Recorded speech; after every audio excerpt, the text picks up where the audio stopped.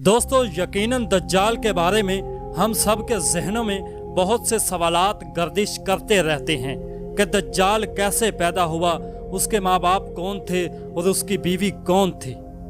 दज्जाल के बारे में बहुत से उलमाए कराम का ख्याल है कि वो एक इंसान था जो हज़रत इब्राहीम अलैहिस्सलाम के दौर में मौजूद था और अल्लाह ने शैतान के साथ साथ दज्जाल की मौत को भी एक मुद्दत तक मुलतवी कर दिया और यही वजह है कि दज्जाल आज तक जिंदा है।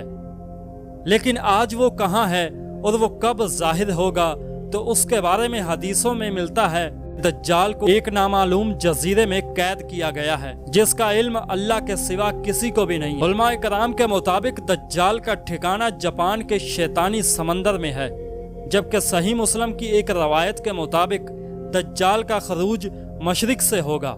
बहुत सी अहादीस में मिलता है कि दज्जाल कौम यहूद से होगा और उसके पैरोकारों में ज्यादातर यहूदी ही होंगे। दोस्तों, अगर ईसाईयत की लोक दास्तानों को सुने तो उनमें दज्जाल का जिक्र कुछ इस तरह मिलता है कि दज्जाल एक ऐसे घर में पैदा होगा जिस घर के रहने वाले इंतहाई नेक और ईमानदार होंगे। ये खानदान यानी उसके वालिदैन सालों से बेटे की दुआ कर रहे होंगे और फिर अल्लाह उनके घर बेटा पैदा कर देगा जो दज्जाल होगा। यहूदी दज्जाल को अपना मसीहा करार देते हैं। आज के दौर में यहूदियों के मुताबिक इनका मसीहा यानी निजाहत दहंदा यहूदी होगा। इनके मुताबिक दज्जाल हजरत दाऊद अलैहिस्सलाम के शाही खानदान से होगा और तख्ते दाऊद का जानशीं होगा। वो आम इंसानों की तरह परवरिश पाएगा, लेकिन वो गैर मामूली और बहुत सी पुरस्कार ताकतों का हामिल होगा।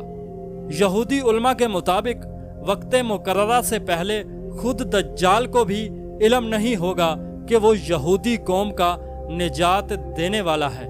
खुदा उसकी आमद के वक्त उसको उसका मकाम बता देगा, तब वो यहूदियों का निजात दहंदा बनकर इंतहाई हैरत अंगेज कुव्वतों के साथ सामने आएगा और दुनिया भर में मौजूद धक्के खाते और जलीलो रुस्वा यहूदियों को जमा करके इसराइल में बसाएगा।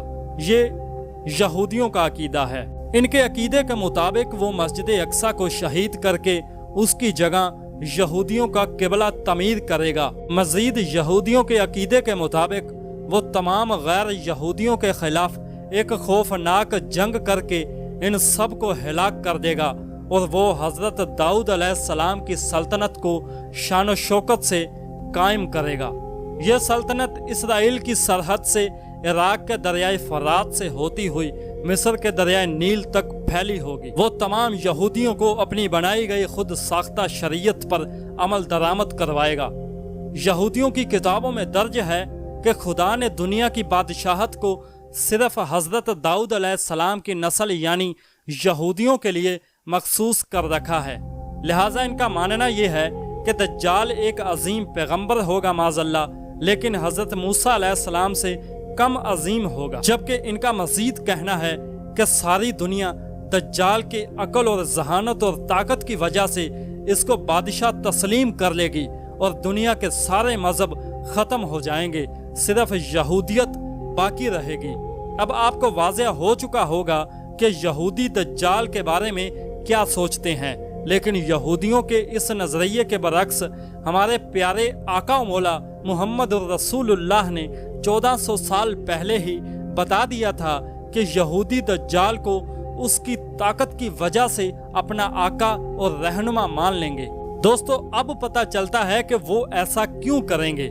लिहाजा आज दुनिया में जितनी भी बदअमनी है वो यहूदियों की जानिब से इसलिए फैलाई जा रही है कि जल्द से जल्द अपना मसीहा को दुनिया पर हुक्मरान देखना चाहते हैं। इसराइल का कयाम भी दज्जाल के इस्तकबाल की पहली बाकायदा तैयारी की वजह से है। दोस्त, यहूदी दज्जाल को एक खूबसूरत और गबरू नौजवान मानते हैं, लेकिन इस्लाम के नज़दीक दज्जाल एक बदसूरत और काना शख्स होगा।